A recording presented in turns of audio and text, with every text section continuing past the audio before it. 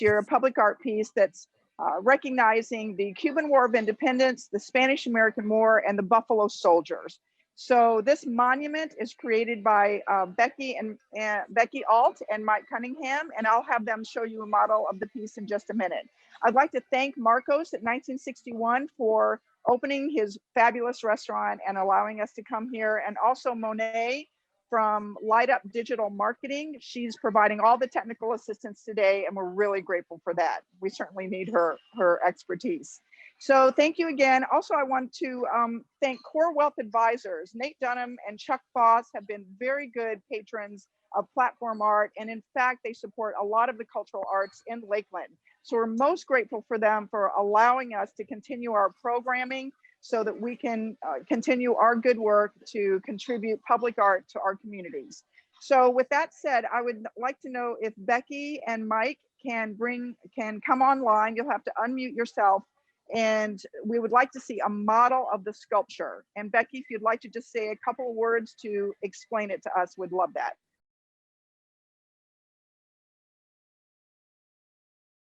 Yeah, this is the model for the proposed sculpture, which is going to be inclusive of Buffalo Soldiers, Cuban, Spanish-American War. So it will be totally inclusive.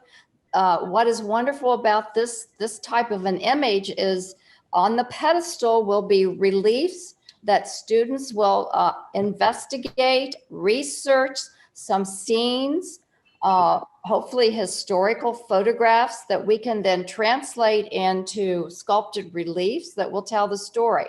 So we want it to be as inclusive as possible. On top will be, I believe we got 7 horses with soldiers on top. The sculpture itself will be approximately 7 feet tall, so the pedestal will be about 5 feet. And then the horses and riders will be another 2 feet. Then there will be a flag on top of that also, which will extend it even higher.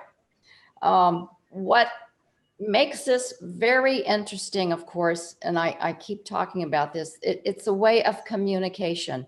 This is when the arts have come full circle and are now communicating again, telling a story visually, so that everyone can appreciate it. And we're always very excited to work with the students. Mike and I have worked with the students, but this will be our third time. That's right. And it's just so invigorating to see their eyes light up when they can see something to fruition, to reality. So we're very pleased and very excited about being a part of this project.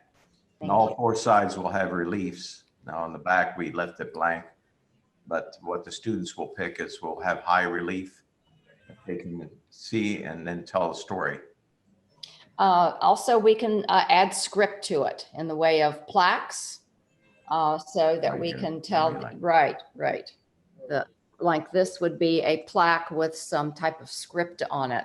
So there is a lot of information and a lot of decision making.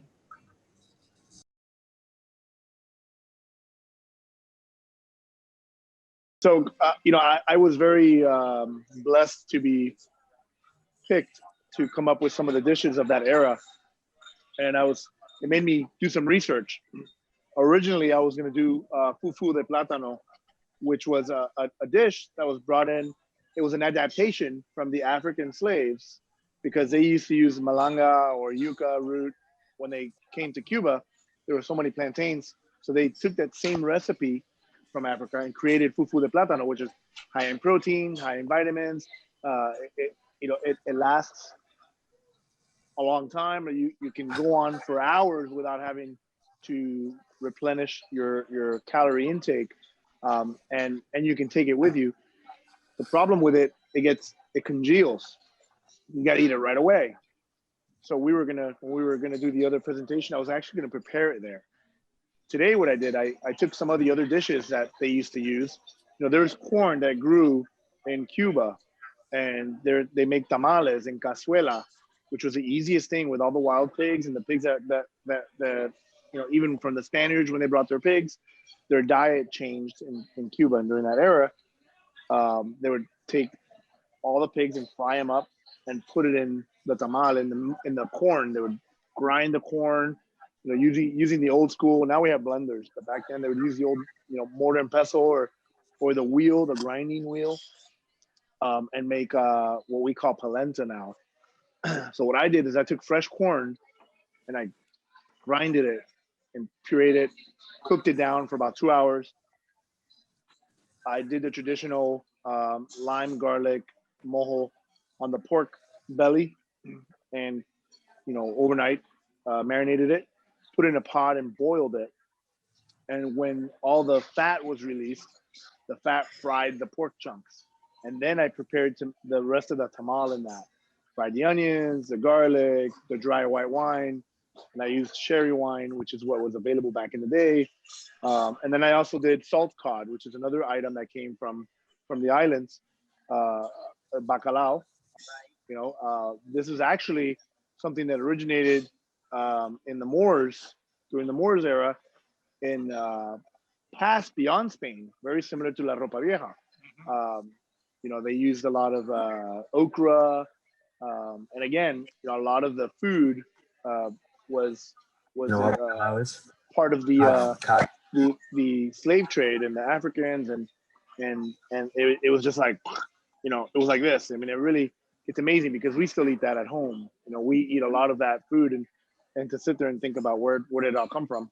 A lot of people wonder, how did Cuban food originate? There was a lot of French influence. Actually, I wouldn't say a lot. There was a small French influence in Cuba for a long time.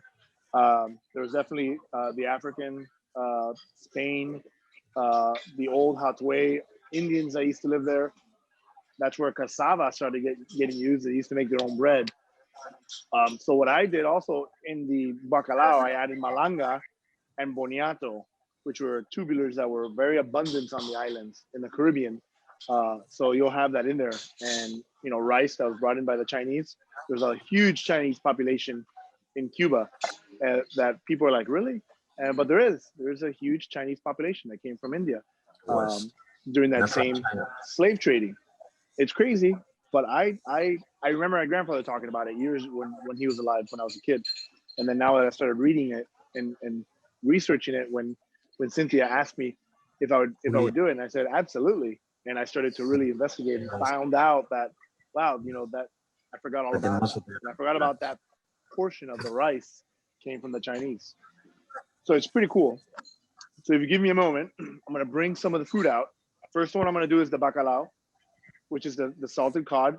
I salted my own cod, okay, and cured it about a week ago. And then today I brought it back to life in the broth. And I'll talk about that process as I bring it out for everybody.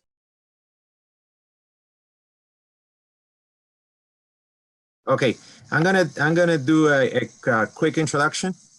I am Dr. Garcia. I am a professor of Spanish and Latin American Studies at Florida College. My expertise is mostly on literature, but I'm also of Latin America, but I'm also very interested in history around town, but I published a book a few years ago. I also worked on a documentary. I wrote a script for a documentary called Voices from Mariel, if that rings a bell. So my expertise is not 100% on Cuban independence, but it's something that really interests me, and I've done a lot of research, and I teach it in my classes sometimes. Can you guys hear me? Yes? Yes. So I'm gonna talk to you a little bit about the Cuban independence, and then Dr. Denham is gonna pick up on the Spanish-American War itself. Okay, so if you're familiar with Cuban independence, if you guys know anything about independence in Latin America, Cuba is the very last country to gain independence from Spain. And the question is, why would such a little island be the last country to gain independence? And why would it take such a long struggle, as I'm going to mention in a few minutes, for that country to become independent. And it is very, very simple. So I'm going to tell you a little bit about the background.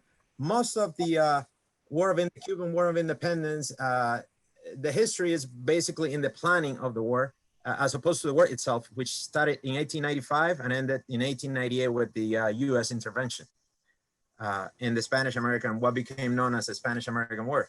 So how does the War of Independence begin? Well, the War of Independence, as I mentioned, it begins in 1895. But before that, there's the Cubans, after most of the other Latin American countries in approximately the 1820s have become independent. The Cubans finally tried to declare independence from Spain in 1868. They fight what is called the 10-year war from 1868 to 1878. So the war ends, and the Cubans supposedly were about to win, but they decide the war had been very bloody. A lot of Cubans had died during the war, a lot of Spanish soldiers as well, and they decide that they're going to come to an agreement, and they're going to, the Cubans are going to get some rights. Well, in the end, to make a long story short, the war did not satisfy the Cubans, help them become independent. Basically, the reason what they talk about the fact that it was a betrayal by the Spanish that at the last minute at the end of the war decided to change what they had agreed on. But the reality is very, very different. And it's something that is normally not very much discussed because of political reasons. And that is the fact, but in academic circles, it's very clear that the war did not become successful, or the Cubans were not able to declare independence due to the fact that most of the independent soldiers that fought in the war, over 70% of the soldiers that were fighting on the side of the Cubans against the Spanish were black slaves or Africans and free blacks that were fighting on the side of the Cubans. If you are familiar with what happened in Haiti, that had a huge psychological impact on the Spanish in Cuba. So the Spanish were able to basically tell the Cubans, if you become independent with so many African slaves and descendants of African slaves fighting, this is going to become another Haiti, another Black Republic. Is that what you want? So the white Cubans that were fighting in the war basically became very scared because of the Haitian ghost. And in the end, they also took sides with the Spanish, ironically, right? They prefer to continue being part of Spain as opposed to becoming an independent republic because of the fear of a Black insurrection in the country. So the war ended with something that is called the Pact of San Juan. But the reason, going back to why would the Spanish fight so hard to keep, Cuba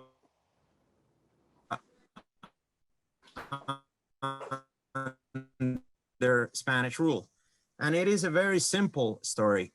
You guys are familiar that the Spanish, by the late 1700s and the mid 1800s, the sugar trade had become so huge that it was the biggest income producer for the Spanish crown, okay? It was much more, it was basically Spain was a country that was lagging behind most of the other European countries, and the real source of income was actually the Spanish, the Cuban economy. If you are familiar with the term criollos, the criollos, many of the criollos, these were the white Cubans, the descendants of the Spanish that lived in the island. During the war, many of them took sides with, wanted to become independent, and they took side with the independent forces, the Mambises.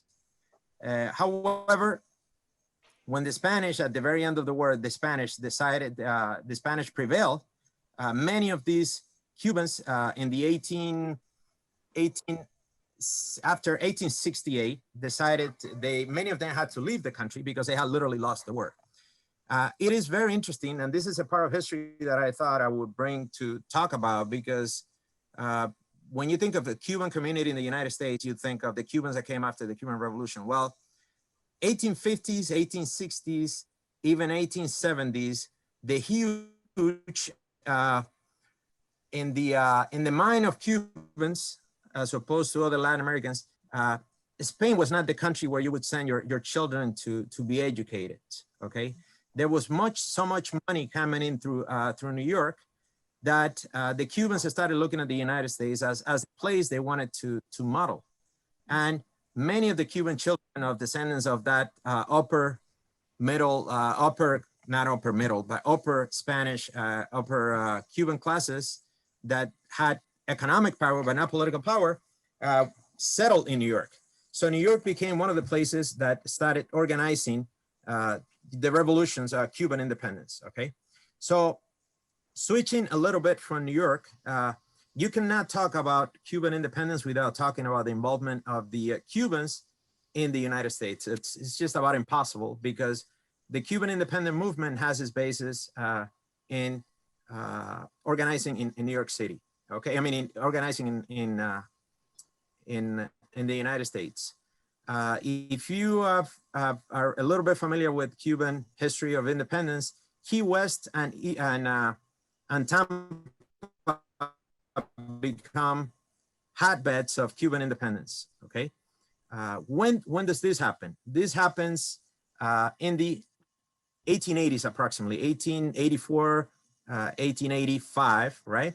When somebody by the name of Jose Marti, right, comes into the picture. Okay, Jose Marti had no involvement whatsoever with the 10-year war before, but he became, in a very short time, a very young man, 27 years old, when he arrived in New York City in, I think it was 1880. Don't quote me on all the dates. There's a lot of dates in this part of the Cuban history that I might mess up. But he becomes very involved in the struggle for Cuban independence. And he decides that there's a reason that the Cubans have not been able to achieve independence. And that is due to the fact that they didn't really have a plan.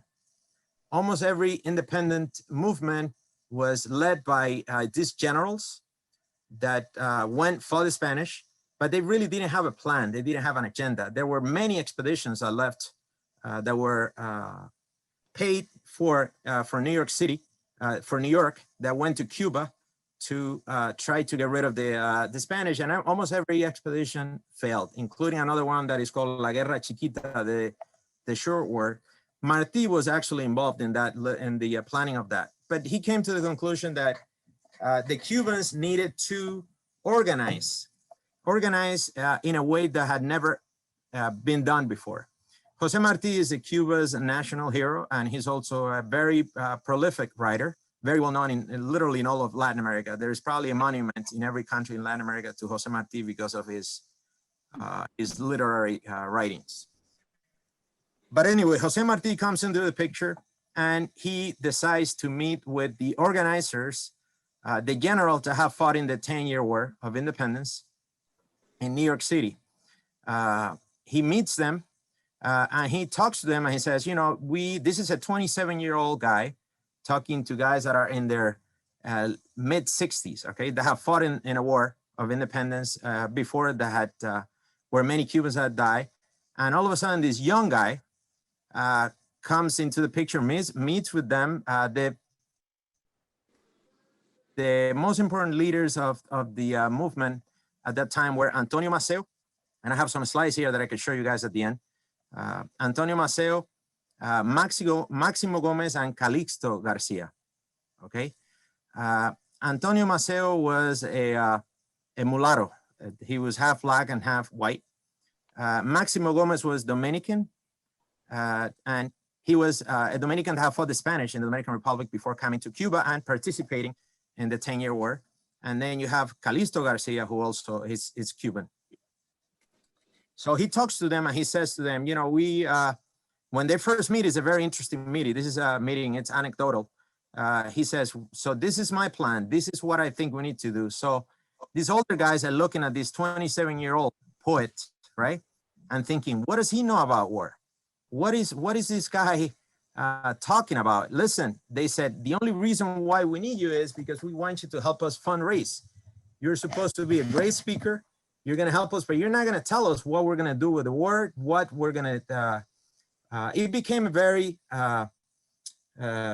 tumultuous situation at the time, to the point that Marti walked away. And Marti message when they met again was, you know, the reason why we failed is because of the fact that there isn't a unified Cuban people for independence. The reason why there were the 10-year war was lost was because of the fact that there was no inclusion of the Afro-Cubans in the struggle for independence. You guys didn't really have a plan. And one of the important sayings that Marti says, you cannot rule a people the way you rule an army. He told Antonio Maceo and Calixto Garcia, that were the Cuban generals that had lost the war. You cannot rule a people from a military barrack. That's just not gonna work. And he gives them a lot of examples as to, you know, how he has in mind an agenda that is to unify the Cuban people from all different classes, all different races, in a common struggle. Okay, so Jose Marti, as a result of that, became, in a very short time, he became the vice president and then president of the Partido Revolucionario Cubano, PCR, Partido Revolucionario, PRC, and started organizing the struggle. It is interesting because at that particular meeting, they tell him that he needs to just go fundraising. And he says, go to Mexico to fundraise. And he says, I'm not going to Mexico to fundraise. I'm here to help you organize the struggle for Cuban independence. That's when, shortly after that is when Florida comes into the picture, okay? And that is Key West and Ivor City, okay? And how does Key West and Ivor City come into the picture? Well, it's very, very simple. Key West have been a place where there has always been a lot of Cubans, Cuban influence, and that Cuban influence actually grew right after the 10-year war. A lot of Cubans left the country and moved to Key West, and it started the tobacco industry there, the cigar making industry. The U.S. had very high tariffs for cigars coming to the United States that were coming from Cuba, but had barely any tariffs, very low tariffs for the raw material that was being used. So many of the cigar makers, can everybody hear me? Yes? Many of the cigar makers decided that it was in their best interest to produce the cigars and bring the raw material into the United States, into Key West, and then bring it to Tampa, and sell it in the United States. There were already places up in the Northeast, in New York, and I think Pennsylvania, that already were involved in the cigar industry, that were producing cigars, but they were not as successful in producing the cigars due to the weather, especially in the winter. And Key West was an ideal place for cigars. However, Key West had a problem, and that was, if you are familiar with Key West is basically an island and have very limited water. There was a fire also in Key West that destroyed most of the cigar industry or cigar houses that were there. And that's when somebody by the name of Ivor Martinez comes into the picture. Ivor Martinez was a Spaniard that lived in Cuba for a long time, that comes to Tampa, and in Tampa he's able to bring money here and bring workers here to set up the cigar industry. Tampa, within a very short time, becomes the most important center of cigar producing. Cuba still produces cigars, but Tampa basically took over most of the cigars that were being imported into the United States and other parts of the world. By the time Ivor died, I think it was in 1903 or 1904, he was ironically, he also got into the alcohol business, beer business, and he was one of the richest guys in Tampa by the time he died because of the beer factory that he started growing beers and also the cigar industry.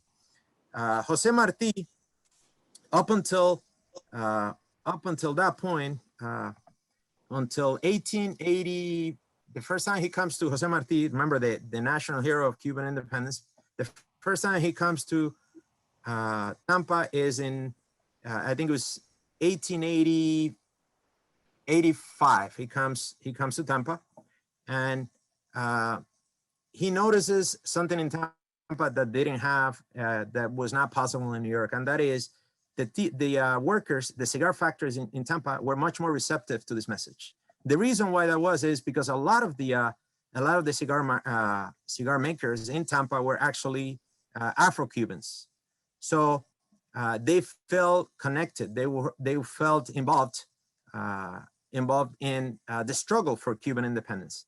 So in a very short time, he was able to raise a lot of funds and able to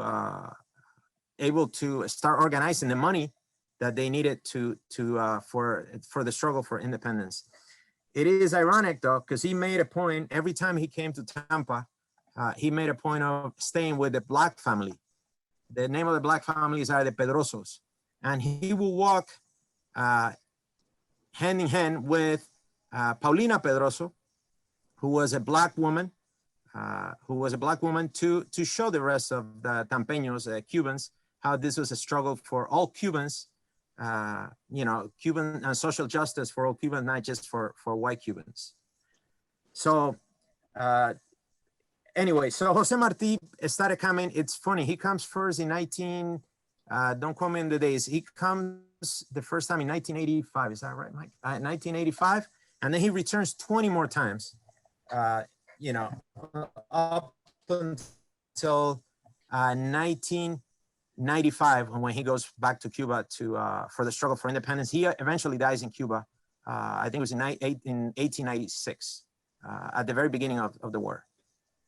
So anyway, his message has a lot more importance with the Cubans in Tampa, and Key West still had the cigar industry. I think he even goes in Ocala. I think they had cigars also. He goes, there's a monument to him in Ocala, and he goes also to Ocala to raise funds for Cuban independence. Anyway, so the war, and finally in 1895, they're ready for the war to go to Cuba, and he's able to get the high generals to get involved in the war. The guys that had given him a really hard time because he was so young actually started following him because he had a political agenda. This was not just a military campaign. It was, he wanted a Cuba that was a democratic country, not just another free from Spain. And he makes sure that the Cubans knew that, and that has social justice for not just for Afro-Cubans, but also for women and everyone else. And that was in his writings and in his message. It is really interesting though, because he really made a point of bringing something that is very hard, bringing Cubans together from all backgrounds. You had many Cubans that were annextionists. They wanted to annex Cuba to the United States. You had others that were autonomous. They wanted Spain to give Cuba more political autonomy rather than becoming independent. And he was able to bring all of these people from all these backgrounds together to the point that somebody like Tomás Estrada Palma, who becomes the first Cuban president, who was an annexionist, he was somebody who had lived in New York for a long time. He was an American citizen. His job was to lobby for Cuban independence and to lobby for Cuba to become part of the United States as well, decided to tone down his message of Cuba becoming part of the United States becoming an independent republic. That shows how strong Jose Marti's message was, to the point that he was even able to cross those barriers. And he had an incredible following. So finally, the Cuban movement had an independent leader to lead Cuban independence. Then in 1895, Cuba goes to war with Spain. The war again becomes a very bloody struggle, just like it had been back in 1897. The war had become a stalemate. The Cubans were in control of the rural areas, and the Spaniards were in control of the cities, basically. This was a really incredible struggle for Spain. One of the interesting facts is that since this was the biggest, about 250,000 Spaniards fought in the Cuban War of Independence. That just gives you an idea how important Cuba was to Spain, because of even though the sugar industry was being completely destroyed by the Cuban insurgents. Maceo and as I mentioned, Marti died at the beginning of the war, but Maceo and Maximo Gomez, their strategy was, let's fight back. But in the case of Spanish, it became almost a matter of honor. This was their last important colony, and they were not going to give it up. It is interesting how the word, approximately 41,000 soldiers, Spanish soldiers,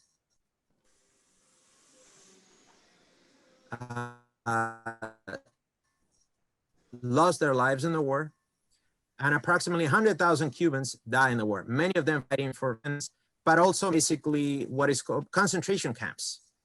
These were camps. The Spanish decided to move a lot of the people in the rural areas into the cities, into camps, so that they would not help the rebels. By the same token, the Cuban countryside was completely burned, because that was the idea, to burn the whole, so that the Spanish were not able to produce and get income from the sugarcane industry to finance the war. But anyway, it was a stalemate. There's a lot of different theories. Some people say, well, no, the Cubans were about to win the war.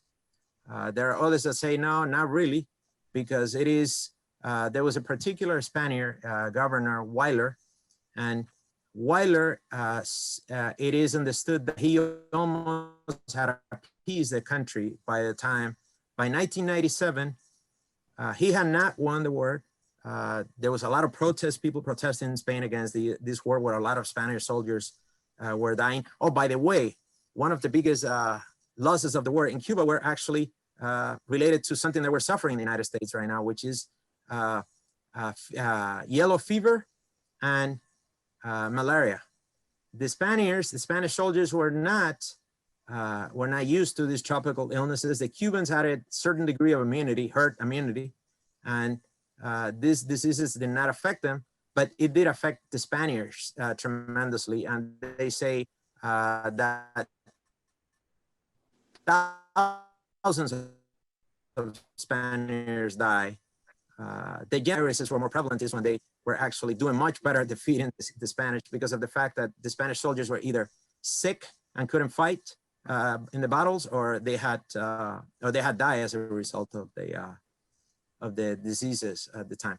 But anyway, at the very end, in 1997, the war is in a stalemate, and it's very hard to decide who is about to win the war when the United States comes into the picture. And Dr. Denham is going to fill you in. I don't know if I've talked already for 20 minutes, but I'm assuming probably close to that. It's going to fill you in on this other part of the War of Cuban Independence.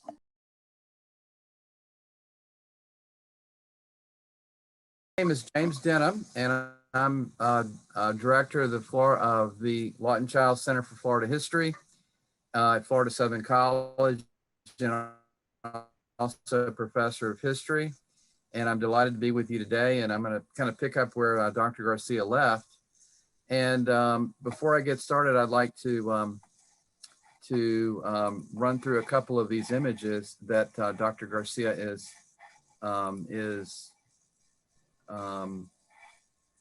talked about. Can you see this slide there, Cuba Libre? Can everybody see that? No, you don't have it on there. You have to put it there. Yeah, click on right Okay. click. Okay, there you go. Okay, here's a map of the island of Cuba, and you can kind of get a sense of all of the area that we're talking about. Here's a print of the time from the, this is actually from Harper's Magazine. This is actually a scene from the 10 Years War, and you can see all the devastation, people being killed, and of course, setting property on fire. Here's an individual by the name of Carlos Manuel Cespedes, who actually inspired a lot of the independence from Cuba The 10-year war. in the 10 Years War. And of course, Jose Marti, whose image and picture is everywhere. And of course, his work with the cigar workers, very, very instrumental here. This is actually a scene from Tampa cigar workers. And of course, it's estimated, or the goal of Marti was to get 10% of cigar workers' salaries to contribute to the independence movement. Here's an image, of course, of Marti. I believe this is in Key West. You can see up in the very top gallery there of the house. You can see there's an event there for him. This is actually a picture also of our Marti in Tampa. I believe Marti is really kind of in the middle. Right here, there, right there. Yeah, right in the middle. This is actually in Tampa. Let's see. Here is an image of General Maximo Gomez, who was very much involved in the 10 Years War and then later in the War for Independence. And of course, his colleague, Antonio Maceo. And then Tomas Estrada, who was, of course, in New York, and First Cuban involved in kind of almost like a government in exile, and became the first actual president of Cuba after the war. Well, my part in this discussion begins here, and this is an image of, well, it's a cartoon. Two individuals pushing against each other, and you can see a war there. Well, one of these guys, this guy, is Joseph Pulitzer. And this individual is William Randolph Hearst, and they were involved in a tug-of-war conflict regarding newspaper circulations in New York City. They both had two leading newspapers in the city, and the best news, the most sensational news of the day, almost as a comical way, in a sense, even though it was far more serious than that, is the Cuban War for Independence and the insurrection in Cuba. Now, Cuba had been of interest to the United States for many years, and going all the way back to the 1850s. It was very close. We almost purchased Cuba from Spain. And Spain, or rather Cuba, was very much on the minds of Southern planners. That it was very conducive to slavery and so forth. Sense that Cuba by this time is not part of the United States, but it isn't, of course. Well, if we take the story up to the 1895 war, we can really see that what's taking place here is a really kind of a rehearsal in a sense. In other words, there's essentially a kind of global situation that really is conducive to empire. Now, Spain is losing their empire, but of course, Germany, England, of course, has got the great world empire. Germany, of course, is trying to get its place in the sun. It's going out into Africa and the Middle East and so forth. France, of course, has got a very large empire. And the United States is trying to figure out, well, where do we fit in all of this? Where do we fit in? We are different. We are not an empire building country. On the other hand, we are a great nation. And so with regard to what's going on in Cuba, many people in the United States begin to say, well, we need to create our own empire as well. And of course, before I get into that, I want to show a couple of the images, of course, that were very, very prominent and very provocative, of course. If you look at Hearst's newspaper or Pulitzer newspaper, you see here something that is going to get any good red-blooded American male's blood boiling, right? Spaniards search women on American steamers. And you can see, of course, these leering Spaniards, of course, and they've got a woman, a beautiful woman here, disrobed, and they're searching for all kinds of bombs and all kinds of other things potentially being smuggled into to Cuba. Now, this is actually before the Cuban Independence War began, but of course, these kinds of pictures, of course, were in newspapers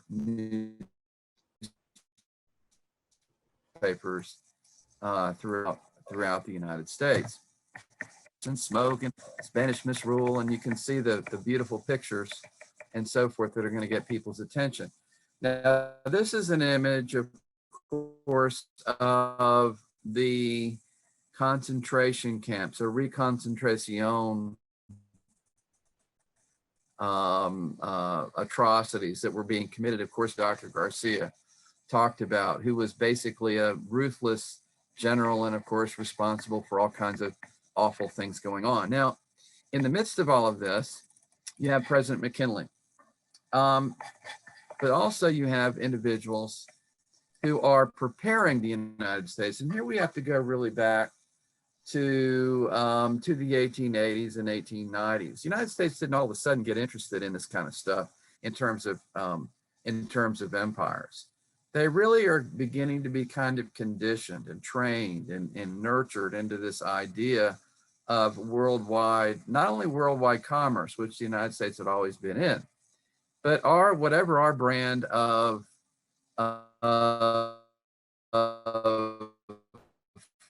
imperialism would be, expanding the blessings of American democracy and so forth to other places. And since the early 1800s with the Monroe Doctrine, the Americans have been very much conscious of Latin America and their place in Latin America and also the Caribbean. Now, this is an image of Senator Henry Cabot Lodge of Massachusetts, who is one of these individuals constantly preaching about America's duty in terms of, well, its place in the world. So in other words, he was very much an opinion maker in the United States Senate. Here's an individual also who had a role in this, and this is Captain Alfred Thayer Mann, who was a naval historian from the Naval War College, in which he continually pushed forward the idea of America's place in the sun, America's place in the world. And to do that, of course, you had to have a great Navy. And so in the 1880s, 1890s, Congress began to appropriate lots and lots of money for modern naval buildup. And that, of course, means that by 1898, the United States has a very, very large modern Navy. So it's in a position really to exert influence in the world. And the next of these slides is a slide, of course, that everyone, of course, is familiar with. And this is Assistant Secretary of the Navy, Theodore Roosevelt. Yes, Assistant Secretary of the Navy. And that's not exactly the most powerful position in the federal government that you would think. Well, most people wouldn't think that Assistant Secretary of the Navy is really that key.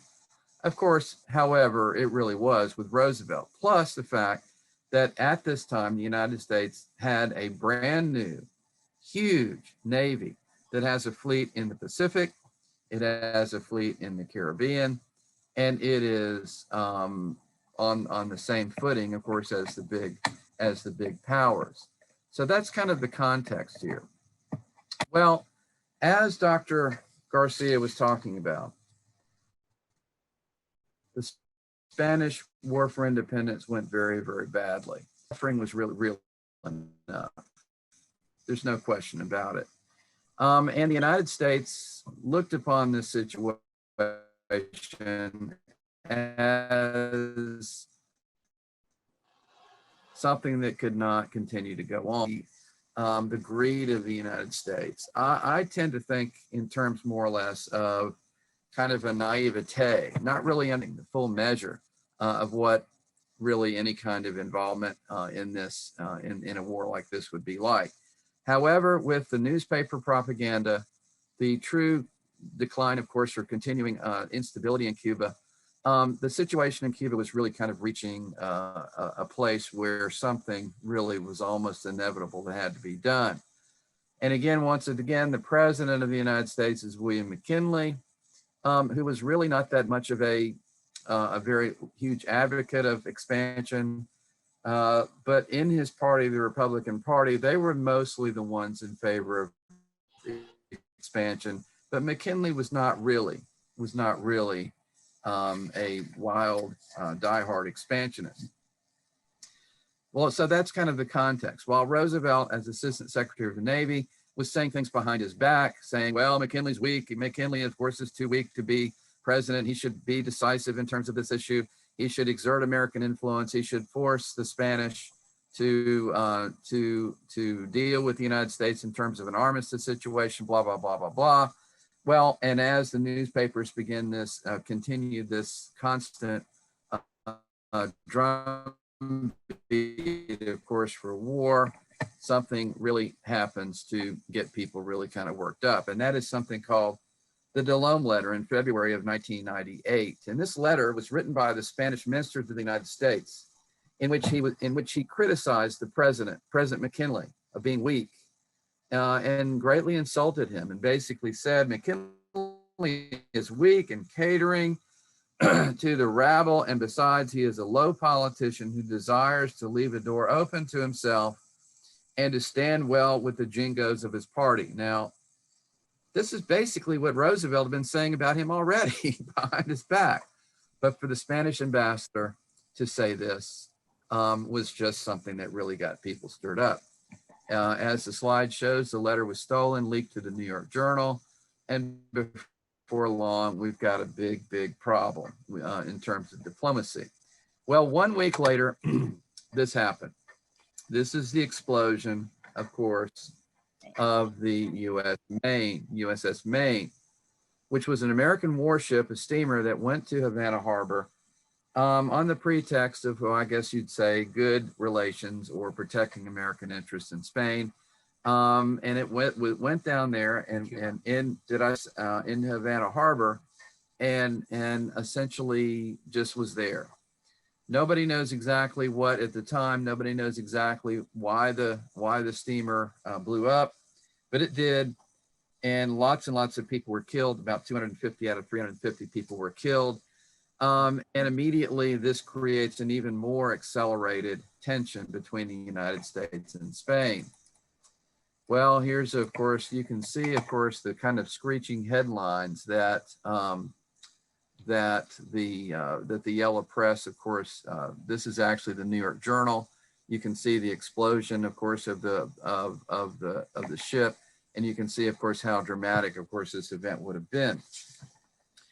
Well, at this point, it looks almost inevitable that the United States is going to be involved, and of course, the United States does contemplate war, even though they are still working with the Cubans in terms of negotiations, which are increasingly breaking down. An individual in Congress from Colorado by the name of Teller emerges. His name is Henry Teller. Now, there are those who say that we should not go into war, and if we do go into war with Spain, we should immediately renounce and disclaim any attempt or any ambition in terms of taking over the place for ourselves. And so Teller, of course, essentially put this forward as a resolution.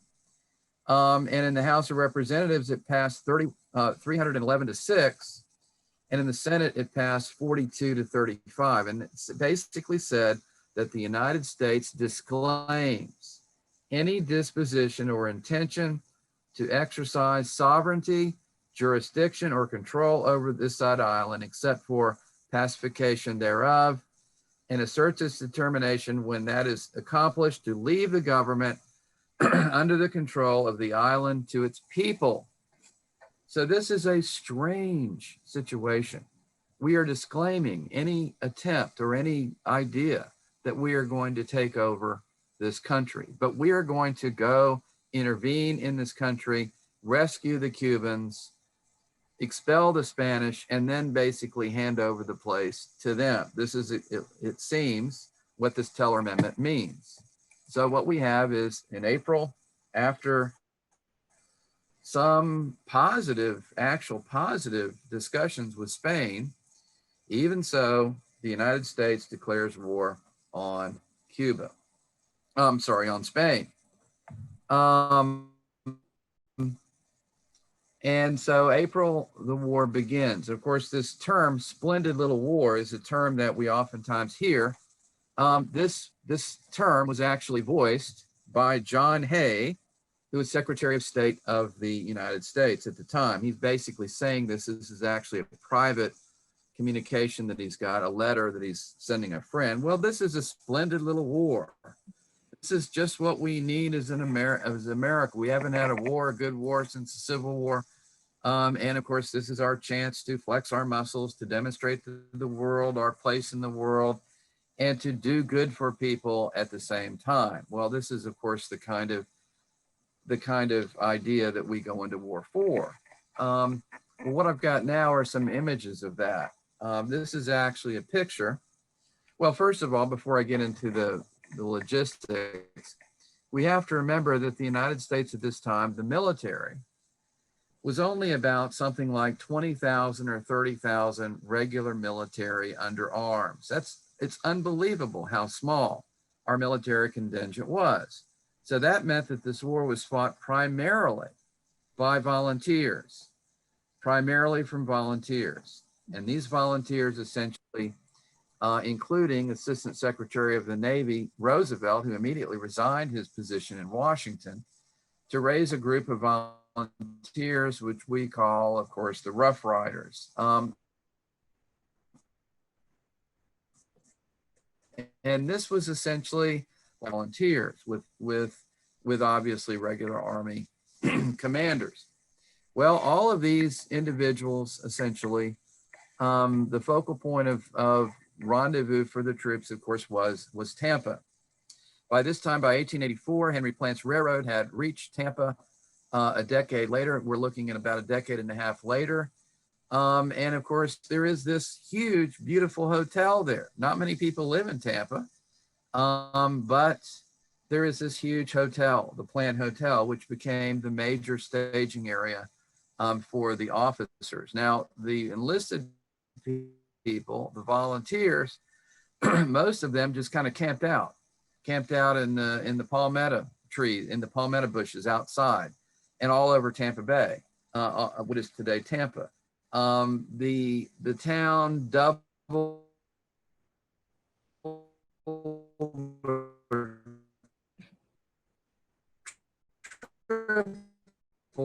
in size at that time. And here's a few images to get on the ships, and here's another one. You can see it's really kind of a chaotic scene for sure. Well, so Plant's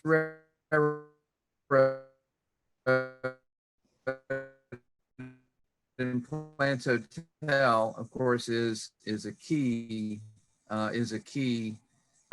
component. Now, the actual landing in Cuba be primarily, there is some gunfire and some shelling that takes place in Santa Clara, and I believe also Havana, but the real landing occurs, of course, in Santiago, on the southern part of the island, not far from Guantanamo. This is where the focal point of the fighting will take place. Now, on the scene is the Spanish fleet under Cervera, yes.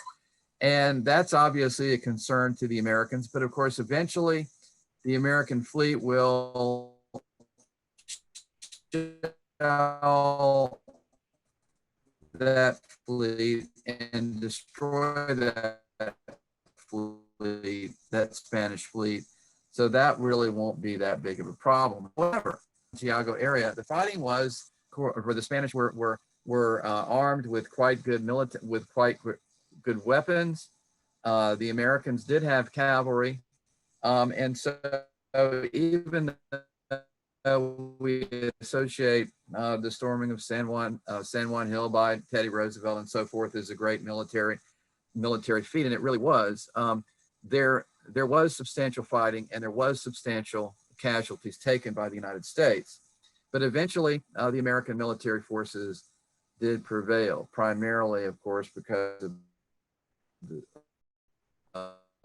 the sea power superiority. Now, on the other side of the world, nobody was really paying much attention to the other Spanish colony in the old world or the new world.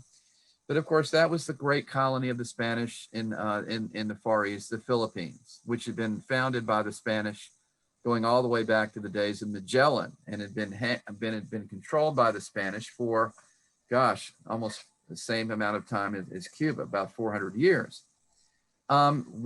Just before he left, just before he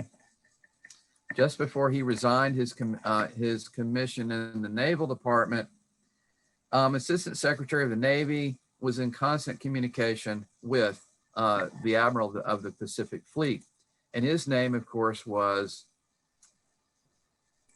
Admiral George Dewey. Here he is. Now, when war was about to break out, a week before it was clear that Congress was going to declare war, Roosevelt cabled Dewey, basically warning him that war was imminent and to put full of coal and to head immediately for Manila Bay. And on the other side of the world, basically the same kind of thing happened. Dewey went into Manila Bay, destroyed the Spanish fleet there, and basically took control, or at least entered the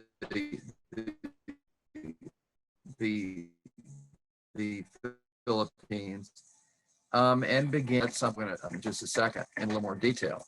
But meanwhile, here are some images, of course, of the war in Cuba. You can see Theodore Roosevelt in the forefront here. By the way, these by one of the great American illustrators of the time. His day job was working for one of the Hearst newspapers, and that, of course, is Frederick Remington. These are actually Remington pictures of activities in Cuba. Now, Remington had been in Cuba for a good bit of time before the war had been, during the war itself. And he was a major figure, of course, in promoting, of course, or at least drawing the images, of course, which were so instrumental in stirring people up in terms of the United States. So at any rate, Remington, very important figure in all of this. Well, we go back to Roosevelt. Here's a picture of him in his Brooks Brothers tailored suit that he actually had made for himself. And here's a picture of probably a very famous picture. You've probably seen it as well. This is Roosevelt with all of his comrades, of course, after the war, and they're pretty proud of themselves and so forth, as you can see here. Now, Roosevelt also, one of the most important results of the Spanish-American War was to make Roosevelt an overnight immediate American icon. Roosevelt, Assistant Secretary of the Navy. Here is a picture of him on the cover of Harper's Weekly. Within months, he's going to be governor of California. And then within 2 years, he's going to be, because he created New York. Did I say governor of California? Governor of New York. I think I did. I hope I didn't say governor of California. It's not California. It's New York. Within a couple of years, he's going to create that all the leaders of the New York political scene are going to force McKinley to take him up to take him on as vice president. McKinley's going to be reelected, of course, in 1900. And we know what happened, of course, a few months after his second inauguration. So this is one of the most remarkable, without the Spanish-American War, not a chance. Roosevelt never, ever could have been president of the United States. He was simply too radical, too untrustworthy, too young, too much of a whippersnapper, etc. Okay. Well, let's look at wrapping things up here. I know y'all have had a hard afternoon of it. Okay. Well, one of the individuals which Dewey comes into contact with pretty quickly is this figure, Emilio Aguinaldo. He is kind of the, you wouldn't call him the Jose Marti of the Philippines, because he was not a poet, he was not an intellectual, he was not a, the kind of stature of Marti, but he was an inspirational figure as a guerrilla who had been fighting the Spanish for many, many months and even years at this point.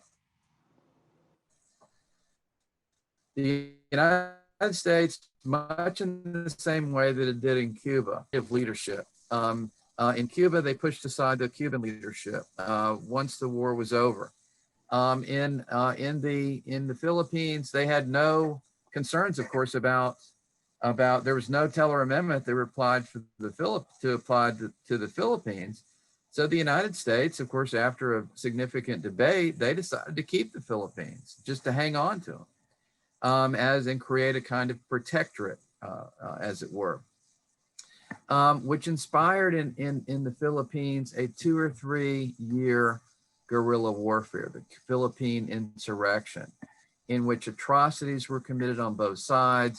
This is an awful picture, of course, of American army using, of course, the water torture to get the Filipino insurrectionists, of course, to betray perhaps their friends or to tell about their hideouts and so forth. It was awful. It was an awful aftermath of the Philippine insurrection.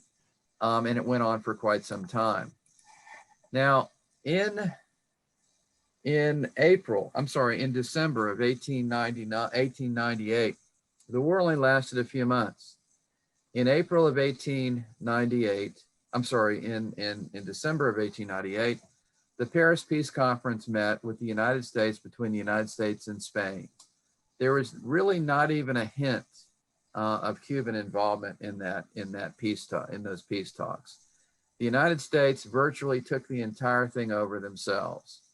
And it was essentially seen by many Cubans at the time, then and now, as a betrayal of their independence, as a betrayal of their nationhood, as a betrayal of their national honor.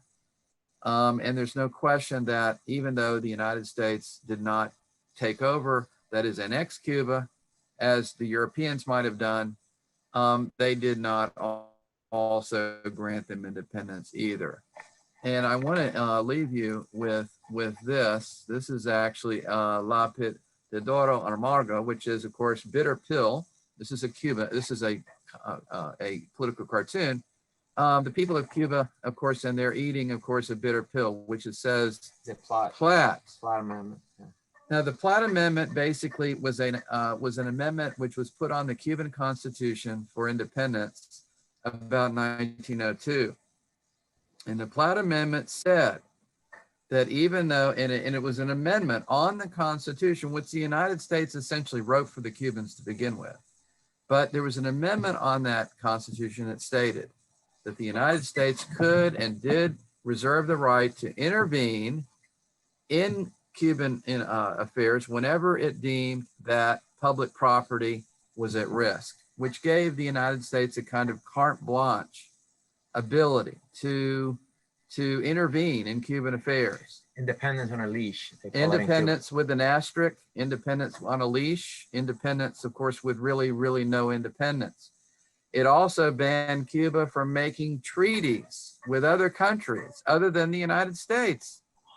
And it guaranteed for the United States the acquisition of Guantanamo Bay, the Guantanamo location, which became a large American base for the benefit of American naval forces and so forth. So this Cuban independence, or the issue of Cuban independence, of course, would not be fulfilled. And of course, this whole issue would without question create tremendous tension and changes for the United States and Cuba. Here's an image of American colonies. The United States, of course, actually annexed Hawaii at the same time as the war began. The United States had been involved in Hawaii for many, many years, and annexation had almost occurred previously, but during the war, they actually annexed the Sandwich Islands. If we go back to the picture here, you can see the Philippine floating islands, and then of course the Sandwich Islands, which of course is Hawaii, and then of course Puerto Rico and Cuba, Puerto Rico, Guam as well. Yes. So again, what are the takeaways here? First, the United States turns the page. Now it's an empire. Now it has something called an empire, or at least something like an empire. Now it's an imperialist country. The war marked the entry of the United States into this kind of activity. Certainly the other takeaway is the rise of Roosevelt, who became president in 1901 and would be one of America's most vigorous and important presidents. Also, in large part, the United States kind of put the Civil War behind it, and still very, very in the South.